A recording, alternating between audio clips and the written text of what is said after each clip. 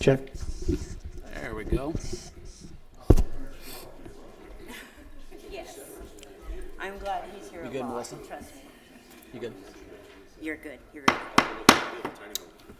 All right. Good evening, everyone. It is Tuesday, December 16, 2025. It is 7 o'clock. We're in the City Council chambers. Ask clerk to call the roll. Councilmember leaders. Here. Councilman Fleetwood. Here. Mayor Pro Tem Munger. Here. Councilman Haycraft. Here. Councilwoman Azatea. Here. Councilman Cohen. Here. And Mayor McCoy. Here. There being a quorum, I call the meeting to order. This time, Mayor Pro Tem Munger, will you lead us in the invocation? Father God, we just come before you and we ask your blessings on this meeting tonight. Give us wisdom to do the things that need to be done. We thank you for your continued protection and guidance in this community. And Lord, may you be lifted up in all of this. We thank you. It's in Jesus' name. Amen. Amen. Mr. Bross, will you lead us in the pledge, please? I pledge allegiance to the flag of the United States of America and to the republic for which it stands, one nation, under God, indivisible, with liberty and justice for all. Thank you. All right, Council, first up tonight, we have approval of the agenda. So moved. Second. We have a motion and a second to approve. Any other discussion? Hearing none, all those in favor say aye. Aye. Opposed? Motion carries. Next, we have the approval of minutes from the regularly scheduled council meeting, December 2nd, 2025. Excuse me. So moved. Second. We have a motion and a second to approve. Any other discussion? Hearing none, all those in favor say aye. Aye. Opposed? Motion carries. Next item is approval of payroll and claims for the first half, December 2025. So moved. Second. We have a motion and a second. Any other discussion? Hearing none, all those in favor say aye. Aye. Opposed? Motion carried. No public comments tonight, so we'll move right along. First item on the agenda is Amanda Schultz with the Williams Keepers 2025 City of Hannibal Audit Presentation. Thank you, and good evening, everyone. I'm Amanda Schultz. I'm an audit partner at Williams Keepers in Columbia, and joining me this evening is Kristen Brown. She was the audit manager on the engagement this year, and we'll be splitting our presentation. So, you have a lot of information in front of you. We are just going to be presenting the summary report, which is the first document in the bigger blue-bound copy of reports. This just really hits the highlights of the individual reports that we issued as a result of the city's audit, which covers the fiscal year that ended June 30th of 2025. We're going to go into the financial statements first. I'll talk about the financial statement and the single audit, and Kristen will cover the other reports that we issued as a result of our audit. So the audited financial statements themselves, you have complete copies of everything in these blue-bound books, include the audited financial statements as well as our report on those financial statements. And our report indicates that we issued a clean or an unmodified opinion on the financial statements again this year. That means that in our opinion, they're presented fairly in all material respects in accordance with generally accepted accounting principles or GAAP. That is the best opinion that the city can receive, and it means that the users of the city's financial statements can rely upon them.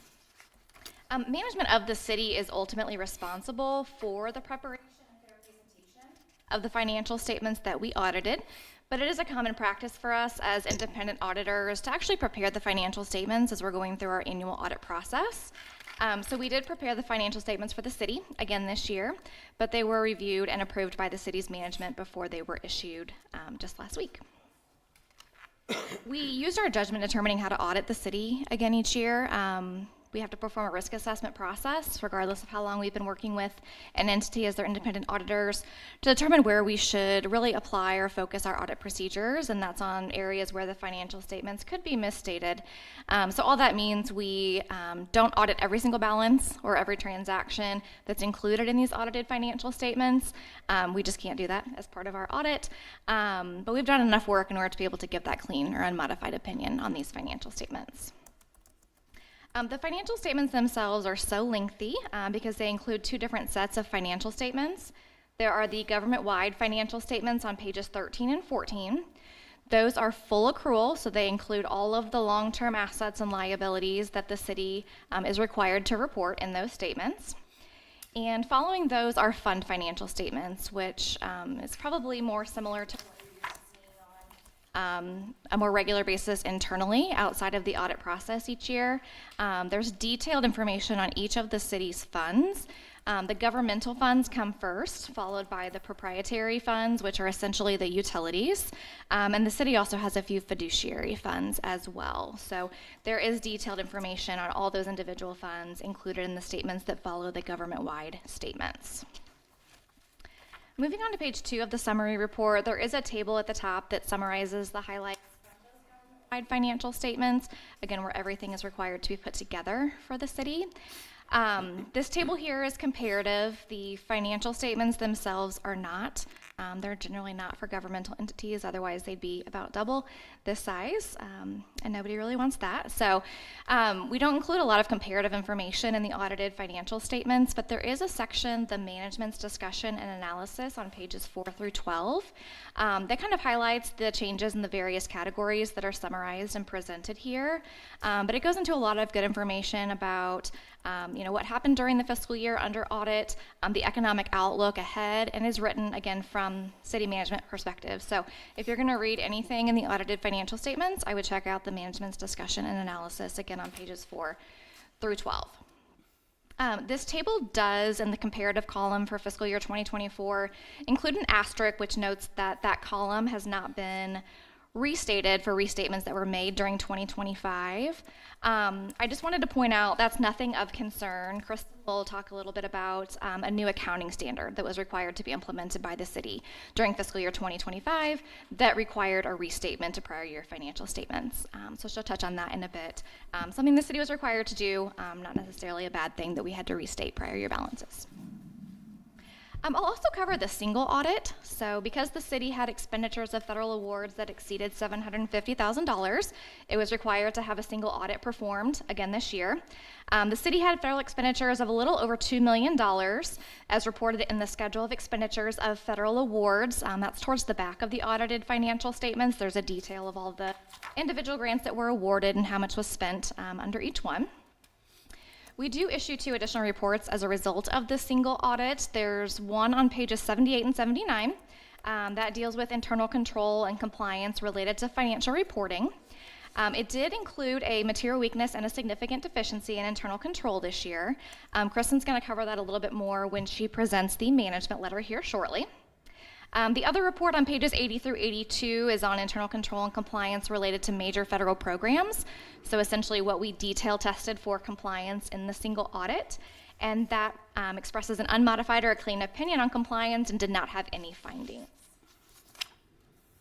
Are there any questions about the audited financial statements or the single audit before I turn it over to Kristen to cover the other audit reports?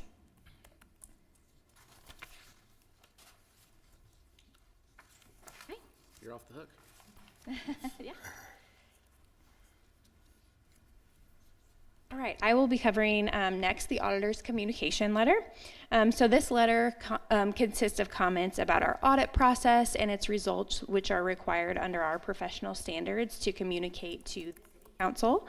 So I'm just going to cover, again, the highlights of this letter. We noted no transactions that we considered both unusual and significant.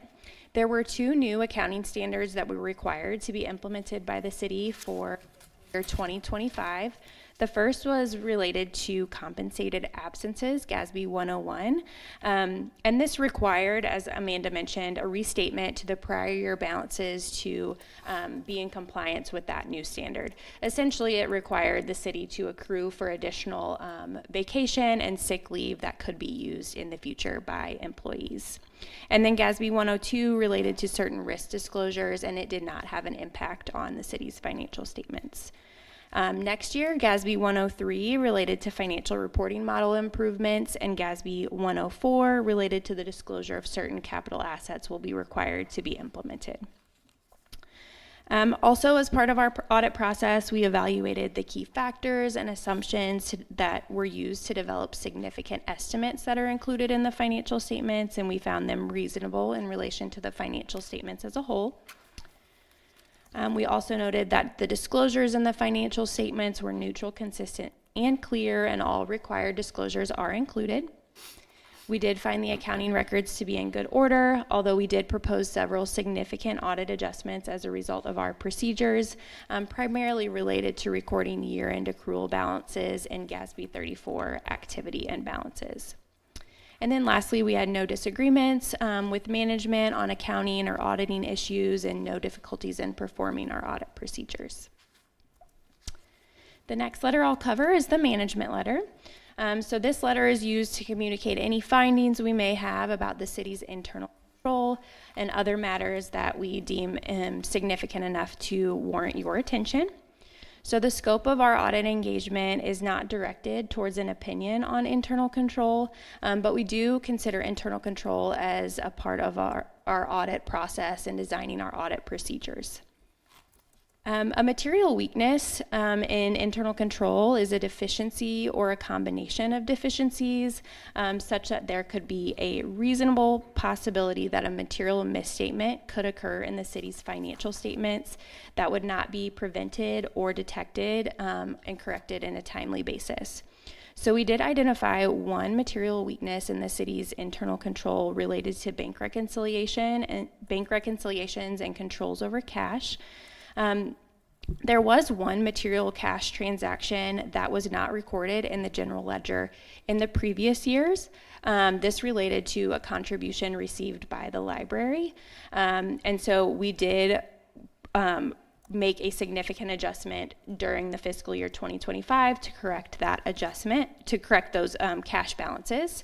And then we also noted the bank reconciliations for the city were not being performed on a timely basis.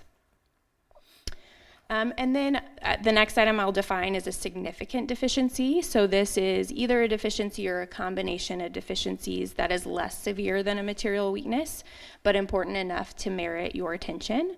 This comment relates to the preparation of the financial statements. So like I mentioned, we did identify significant audit adjustments to ensure that the books and records were in accordance with the accrual basis of accounting. In addition to that, we prepared the financial statements. Ultimately, management did approve the financial statements and the note disclosures, but since we did propose several audit adjustments and prepare the financial statements, that's why we note this as a significant deficiency. Any questions about these two letters?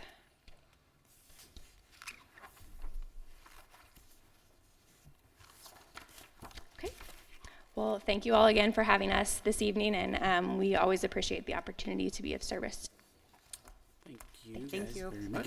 Mayor, can I add something? You can. Yeah, so I want to thank Williams Keeper and Bianca and Melissa and all the recreation staff. Jessica's here.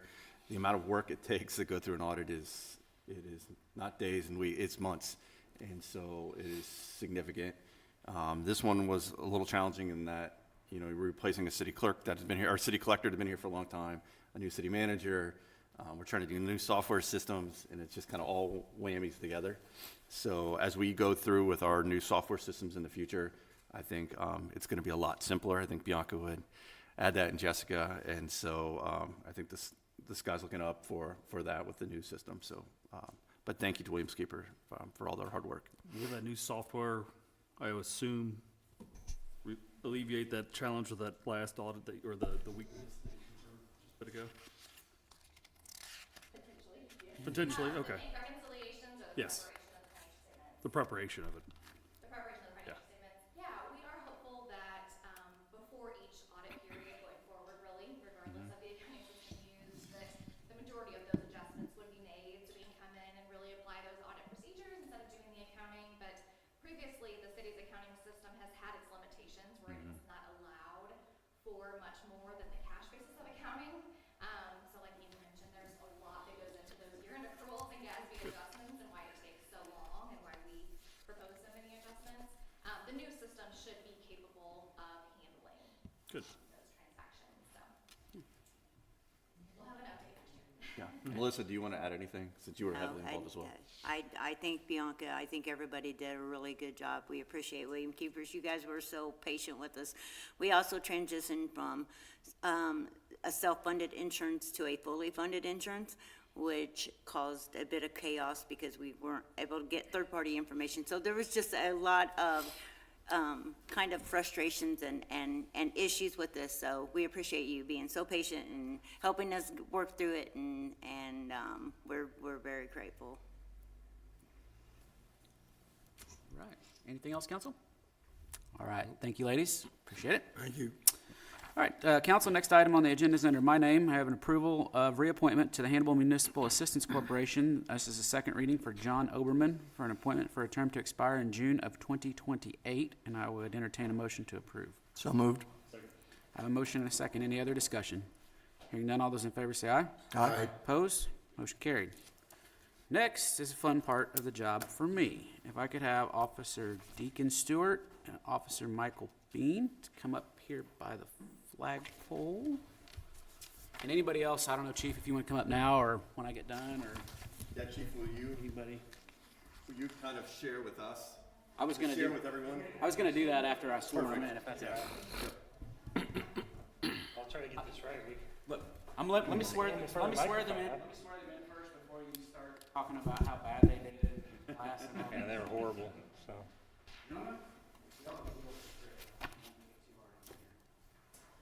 Okay, you guys are ready? Raise your right hand and repeat after me. I state your name.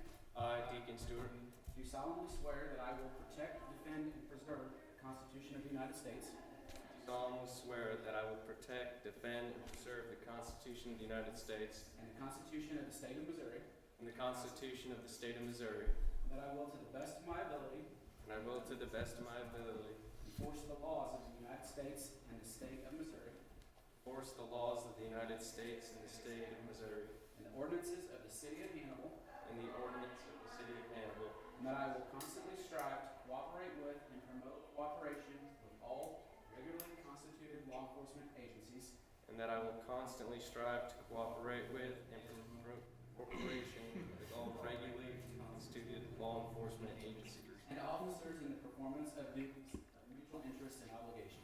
and officers in the performance of duties of mutual interest and obligations. I will obey all lawful orders of my superior and to the best of my ability perform all of my duties as a police officer. I will obey all lawful orders of my superior and to the best of my ability perform all duties as a police officer. Gentlemen, congratulations. Sir.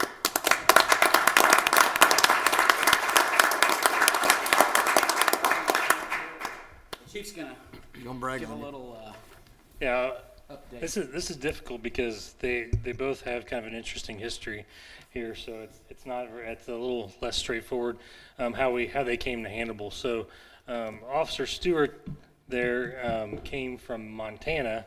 You get to nod if I'm correct because I'm trying to do this off the top of my head. We have a lot of people that apply for jobs, and we've hired a lot of people, which is a good thing, but it's hard to keep it all straight sometimes. And with that, you were in the Marine Corps for how long? 7 years. For 7 years before coming to the Hannibal area. And Officer Bean here is originally from, I believe you said New Jersey, Yes, sir. and then you were in the Army, That's correct. and then you ended up in Kansas, Yes, sir. and then now he's here. So, and with that, it brings a lot of experience. They both have prior service and kind of a willingness to serve the community. I didn't hear a lot out of them during the academy, which is usually a good thing. Sometimes it's not so good thing when you don't hear from them. So we assumed, are we, getting good grades and things like that? And I think the response to me was, yeah, it sounds like they're doing great. And I was like, okay, well, that's good. But I didn't get any other reports. So we showed up for the graduation the other day, and I found out that Stewart was the class commander, which isn't necessarily like anything abnormal. I've been told now, since I've sent emails out, that there have been other class commanders, and I just didn't know about it, but not in my recent recollection. But that was a nice surprise. It's good recognition for the department. He gave a nice speech. If you want him to do it again, he did a very good speech. He could probably recite again. Then with that, Bean led the honor guard for the class. So again, it was right off the get-go. I was like, well, our department's being represented well amongst all the other agencies, and they're up there against other agencies like Boone County, Columbia. in a lot of other places in that area, bigger departments than ours. So it was good. And then they had the class awards. Officer Bean got the Defensive Tactics Award, so he had the best overall score on defensive tactics. And then Officer Stewart got the Top Shot, which is firearms score, which is a very coveted award in the academy. It's something that people, that's one that people really take to hold it to a high regard. It's very competitive. I'm sure it still is. It was 19, 20 years ago. We're looking for him to have a shoot-off with Lieutenant Wilt and see who wins. So. Good luck. Good luck. Do that. But then Officer Bean got Top Recruit, which is like the overall award. It takes into account all the grades from the different areas and kind of puts it all together. So they kept calling officers and saying Hannibal Police Department, and they walked up on the stage many times to the point where I had someone look at me and go, "Where do you find these people at?" And I was like, "I don't know. We find them all over the place." So, I think they're going to be a great asset to the community. I don't want to talk them up too much. They've got to do a lot of stuff in field training. They're doing their in-service stuff now. But I will say that they graduated on Thursday, and they both wanted to come to work Friday. We were willing to wait till Monday, but they both wanted to come to work Friday and get going. So that speaks a lot to their character and kind of their commitment to what they want to do here. So they didn't complain about coming here tonight after they've been there all day today, doing some boring classroom stuff. So I'm looking forward to it, and hopefully we'll see a lot of great things in the next 25 or 30 years out of each one of them. Absolutely. Thank you so much, Thank you, guys. Chief. Thank you, gentlemen. Congratulations. Okay, now on to the boring stuff. I'm just kidding. Next on the agenda, City Manager Andy Dorian. Good evening, Mayor, Council. A few items tonight. First up, we have been working for the last year with the building inspectors, the city engineer, Mark Bross. James was helping on ordinance drafting, redoing the way we do building permits. And if you guys got detailed questions, Mark and Sean can come up. But basically, the way they picked numbers was back in the 1960s, they just kind of picked some numbers, and that's what they went off of. And so in modern day, they just weren't, it wasn't working. When you look at new builds versus renovations, so we saw some errors, and we decided to go ahead and tackle it. So now we are basing our numbers off of building valuation data value with some multipliers in place. It gives consistent numbers. It is something that the building inspectors were working with the Quincy building inspectors on, and they've had a good relationship. And so it really should be a lot better for investors and for developers. They know ahead of time. So, and then secondly, as part of that ordinance, we've never really had a set parameter of what we do for code reviews. So code review is any time that we ask for the engineer's office to assist us. And so it's just kind of been as is. And so now we have some set parameters. That way developers know what that is and when we'll do it, what those costs are. So this kind of cleans up some of that ordinance. And if you got any questions, I know Mark and Sean could come up and answer. Council, if you don't have any questions this time, that is just a first reading. It'll be Bill 25-080 to follow. So if you think of anything in the next couple of weeks, reach out to those guys, and they can kind of bring you up to speed. Okay. Next up, I'm going to bring Maria. She is more well-versed in this next one than I am. So, Maria. I saw your name on the agenda and I thought I was going to get out of it. But well, good evening, Council. I'm bringing forth an ordinance to basically establish enhanced enterprise zone abatement for Jones Poultry and JPI Wholesalers, which is their legal name. They qualify for the enhanced enterprise zone here in Hannibal as they fall under a industry code that includes manufacturing. And so they have brought or are bringing 45 jobs into the community. And so due to that and the enhanced enterprise zone ordinances that we have as a city, they qualify for a 50% abatement on any real property value increases that they put forth in the next 10 years. So we have an ordinance prepared for you all. I have a development agreement that has been outlined with them. They will be reporting every year that they are meeting those job requirements. We have kind of a multiplier that if they were to fall short, how that abatement would change. And so we have all of that laid out I'll start with that. Are there any questions?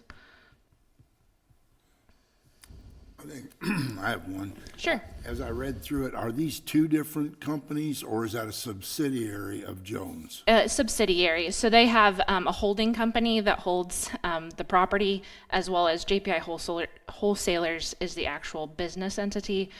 So to make sure that they were both included, that's where the Flippin' Bird and the JPI come together. So. I saw the correlation, but I wasn't sure how. Yep. Yep. How soon,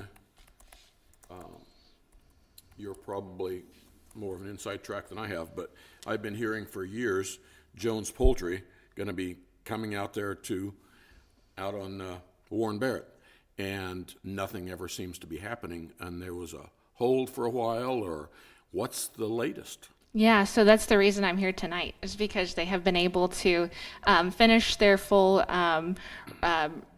restoration or remodel of the former Buckhorn building. They did experience supply chain delays, had some challenges there, but have been able to complete that and actually have worked with the job center as well as my office, MACC, to do hiring. So they've already started the hiring process. They said about 25 jobs in 2025, but by 2026, this agreement says that they will have 45 jobs. So how long have they been open now? I believe it was earlier this year, like this fall. Okay. There's no other questions from Maria. That'll be resolution 2579-25 to follow. Thank you. Also, Melissa, if you did the Christmas decorations, they are awesome. Staff did them. They look great. Thank you, Maria. Next up I have is the approval of the purchase of a 2025 Case TL mini track loader. Luby Equipment had the Sourcewell contract on this. This will be a mini track loader that we're going to use for the new air burner, for cleanup.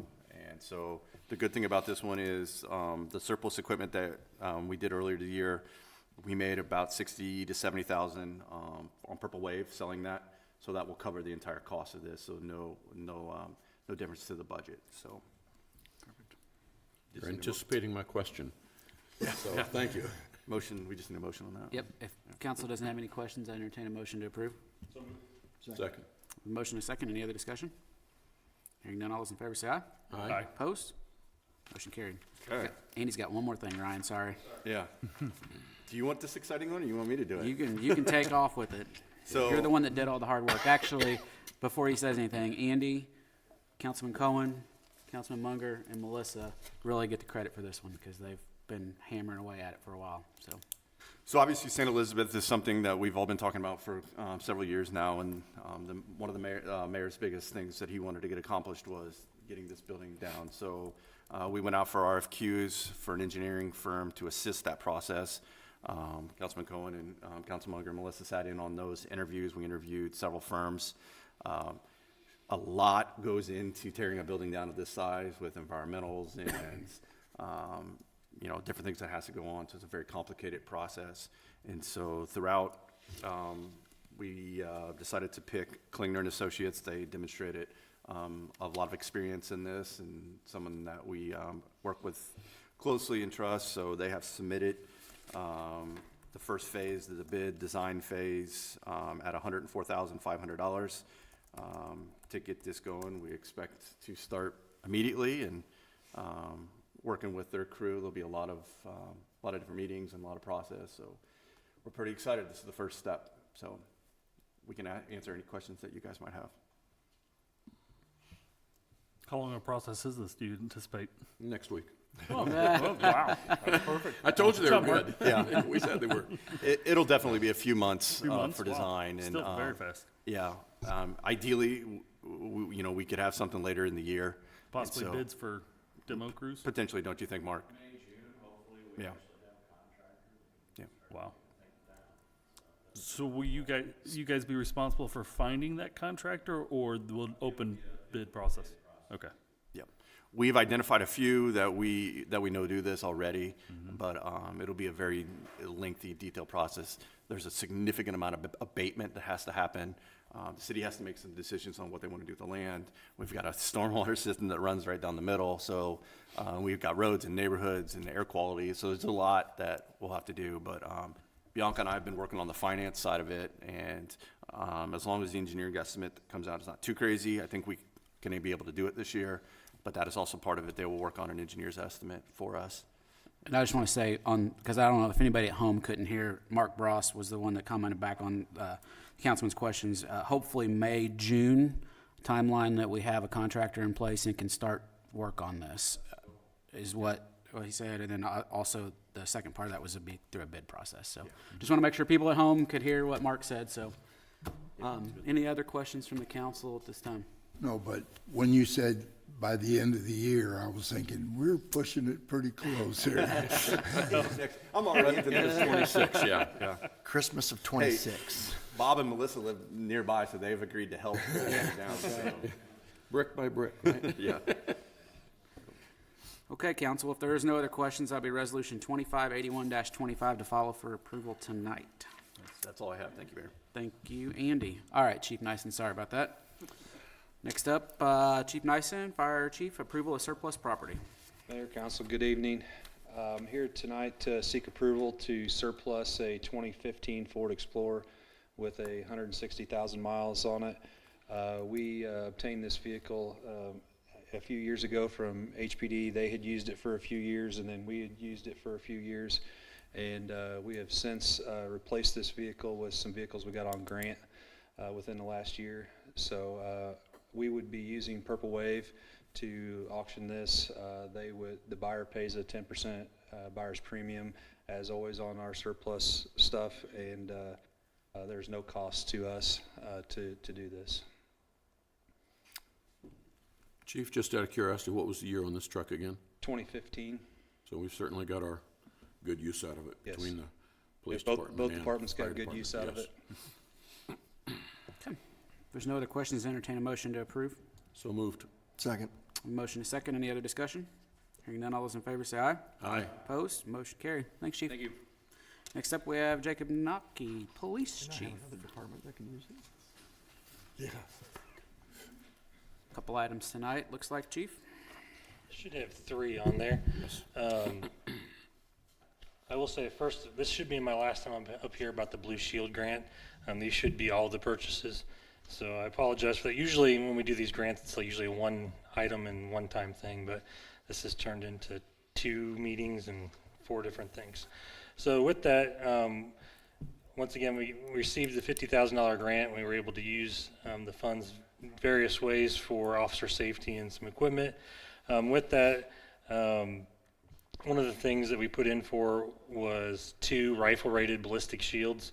We currently have 2 shields with at our department. However, they're only rated for handguns, and as you know, when you have a shield, you kind of want it to stop everything.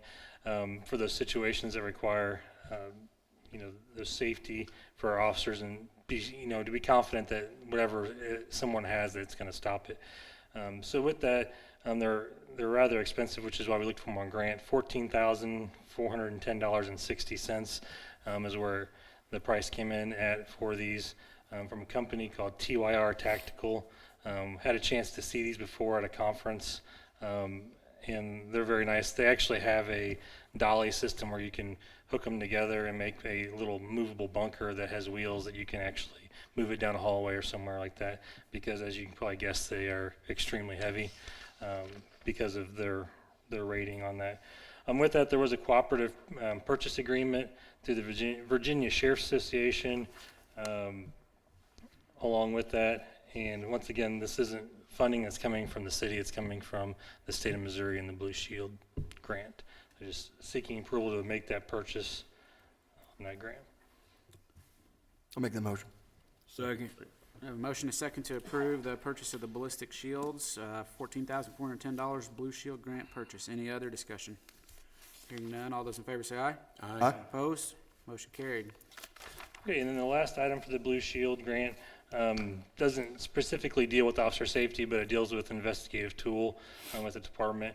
We utilize the computer voice stress analyzer, otherwise known as a CVSA, for a lot of different things for investigations. With that, it runs essentially off of a computer, and as you know, they don't last forever, things like that. So it's something we've kind of had our eye on for a while to replace our equipment that we currently have. They are a sole source. They have the proprietary technology for that system, so there's really nowhere else to go if we want to replace what we have. So they're sole source, and we just ask once again for permission to make this purchase under the Blue Shield grant for $8,995. What is it? It's a computer voice stress analyzer. It's essentially, if you think like a polygraph, it's the same kind of investigative tool, but it just uses voice stress instead of blood pressure, heart respiration, or heartbeat, things like that. Yeah, I'll make the motion. I'll second. Okay, I have a motion, a second, to approve the purchase of the CVSA equipment from the Blue Shield Grant Purchase Program in the amount of $8,995. Any other discussion? Hearing none, all those in favor say aye. Aye. Opposed? Motion carried. Last item. All right. The last item is something that I came before council with in the last meeting. Kind of asked your permission to proceed with it. NECOM, which is our dispatch provider, is wanting to transition all their customers over to Central Square, essentially a new records management system for all their entities. I think it'll work well. When I come back tonight, the only difference tonight is I have the actual contract, which I sent to Mr. Lemon, and he had a chance to review as well. It just specifies it is a software data access agreement with us and NECOM for the next 5 years, and the amount is the exact same as I brought before the council the last time. It's just in a contract form. Great. And I believe there's a resolution to follow. That is correct. Any questions, council? Okay, if there is none, as the chief mentioned, that's resolution 2580-25 to follow for approval. Thanks, Thank chief. you. Thank you. Thank you. And I think last up tonight is Tricia Sheltery, tourism director. Good evening, Mayor, Council. I have a resolution in front of you tonight based on the matching marketing grant that we get from the state tourism office every year. This is a fiscal year 25 project summary report. So basically the state asks us to explain where we used our funds, how much money went to each advertising arm that we participated in, and any results that took place off of that. So the project summary with all that information was included in the packet, so you guys could read through that and see what we spent the money on. And this resolution is just basically authorizing the mayor to sign the report. So any questions, I'm happy to answer. It's an amazing number of people you guys reach through your stuff. Yeah, it's a lot. It is. Tricia and her team do a great job, so we're very lucky to have them. Thank you. Anything else, council? Okay. If not, there'll be resolution 2582-25 to follow. Thanks, Tricia.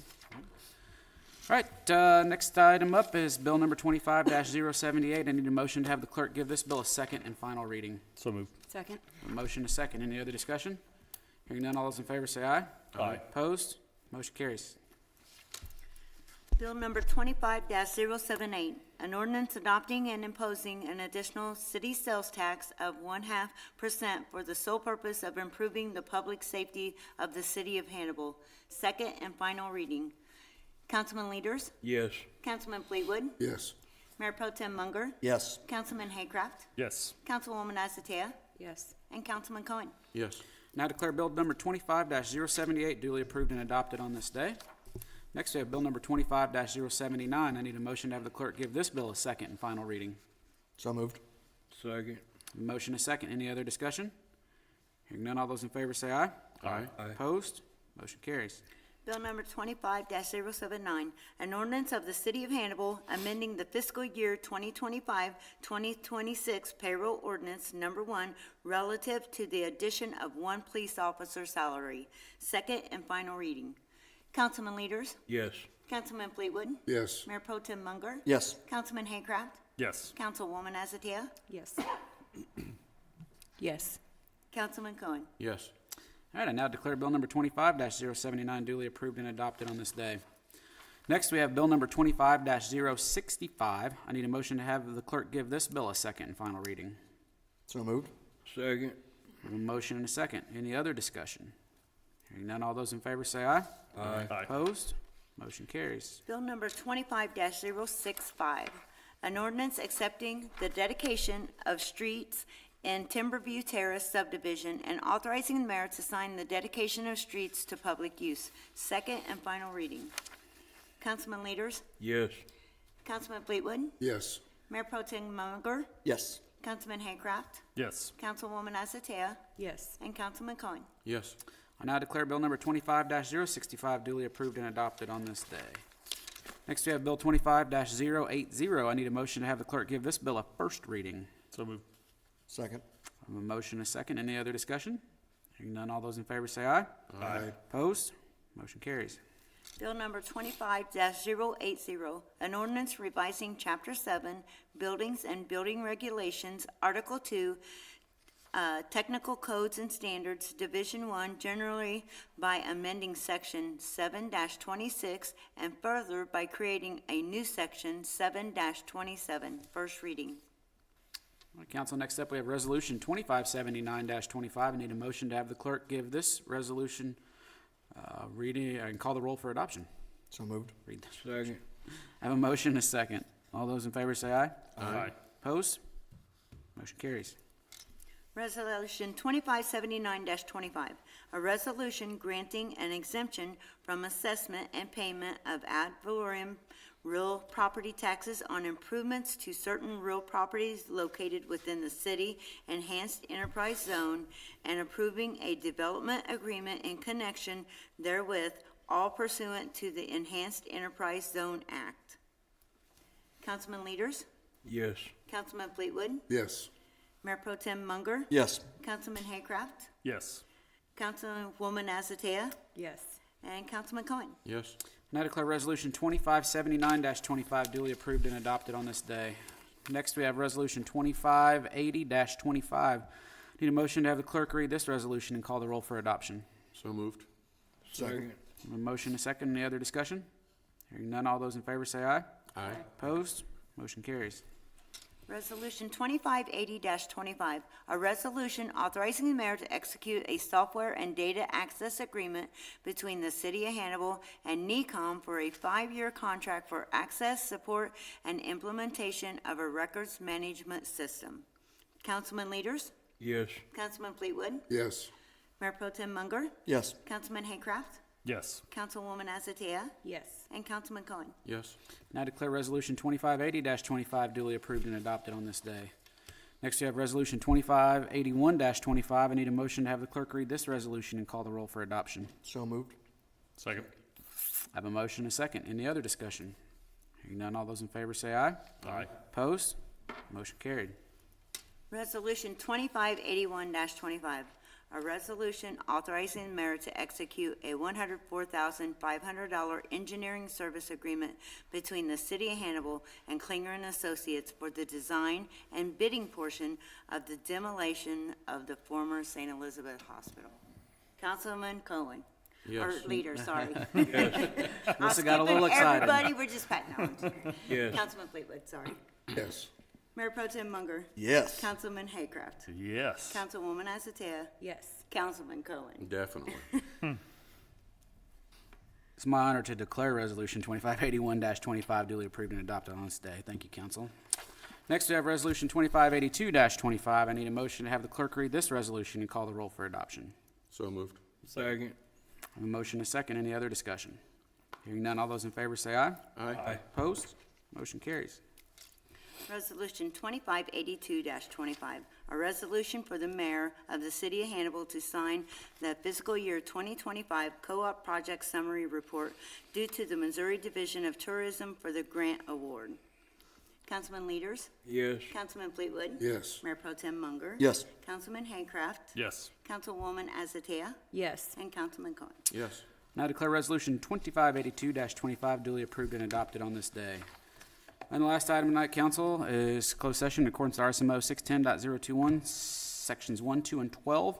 Need a motion to go into closed session in accordance with RSMO 610-021, subparagraph 1, 2, and 12, admitting myself, the council, city manager, city attorney, city clerk, Mark Kempker, building inspector, Sean Hampton, assistant building inspector, Mr. Smith, and your wife? I'm sorry. Okay. Perfect. Okay. So moved. Second. I have a motion and a second. Any other discussion? Hearing none, all those in favor say aye. Aye. Opposed? Motion carries. Councilman Leaders, Yes. Councilman Fleetwood, Yes. Mayor Pro Tem Munger, Yes. Councilman Haycraft, Yes. Councilwoman Asatea, Yes. and Councilman Coin. Yes. All right. We're now in closed session. Thank you, everyone, for coming tonight. Have a happy holiday. See you in 2026. Do we keep these books? Yes. They're yours. Okay. Man, there's another 30 pounds.